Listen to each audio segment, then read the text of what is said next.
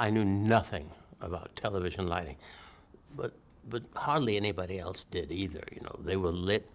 Sets were lit with fluorescent banks of tubes of light, very flat and very uninteresting, and some spotlights, whatever, but nobody really paid much attention to it. They were lucky to get pictures. That was the whole goal. I was fascinated. To this day, how do they get pictures through the air is another phenomenon.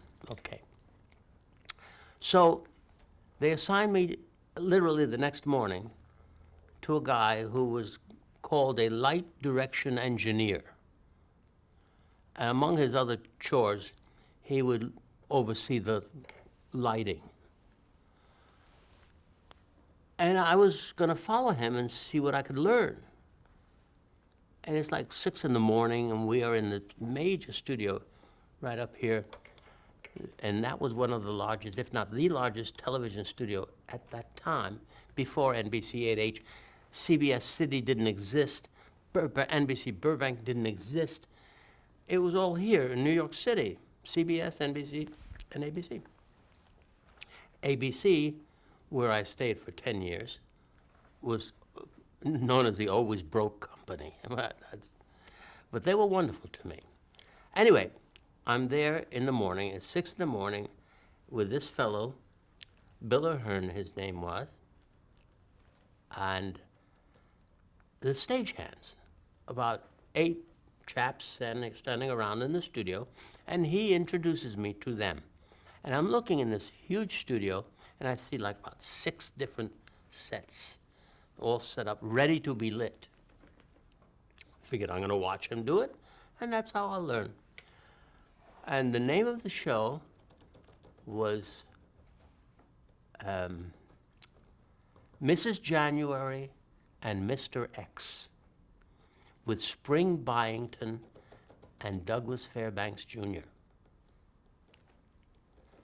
And remember, there was no videotape at that time, did not exist for commercial use, and everything was black and white, except a few programs experimentally done at NBC maybe, and everything was live.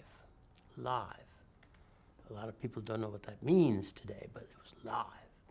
4 or 5 cameras moving all at the same time. Microphone booms moving all at the same time. Everything was live because you had to do it from beginning to end. That's a mammoth undertaking. No stop tape, no relight, no nothing. No, let's do it again, oops. No, what you did is what you got. Anyway, I'm standing there, and I'm a kid. I'm 21 years old, or thereabouts.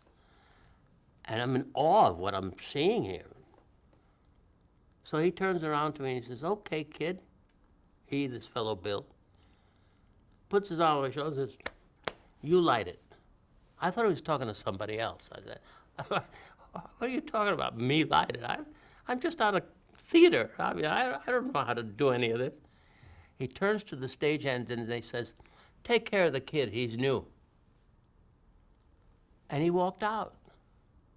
And I'm standing there, unbelievable. I'm going to light, I don't know what to do. And all the stagehands are standing there.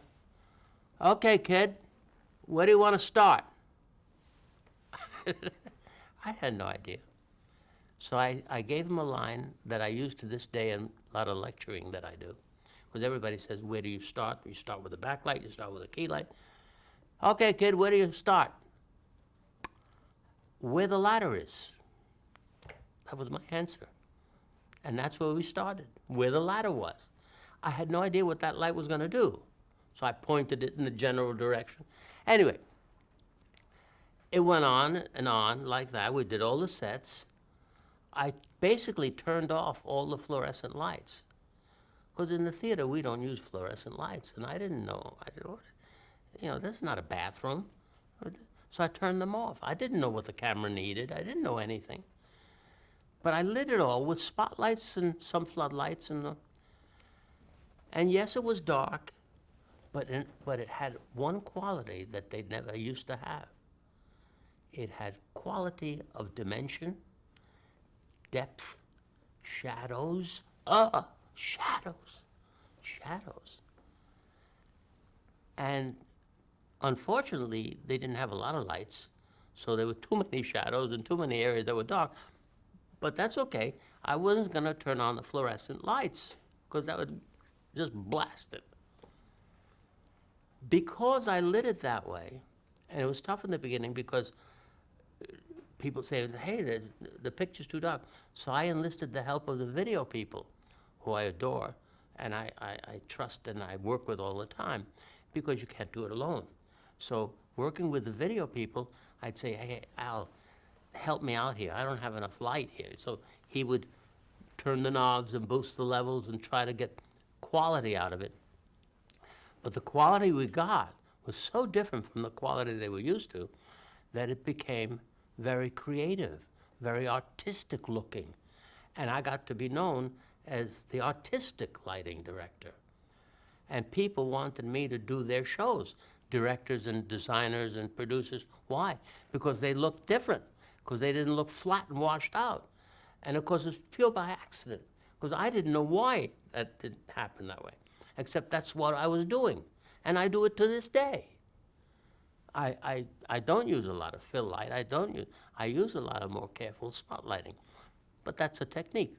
Anyway, so I was doing that, and the show, I guess, was fine. I mean, if you look at it now, I'd probably throw up because it got to be awful from a lighting point of view. But it was a pioneering effort. In retrospect, that, for me certainly, and maybe for many others, started to set the pace for the looks that we could achieve if we only work at it. And that's how it started at ABC.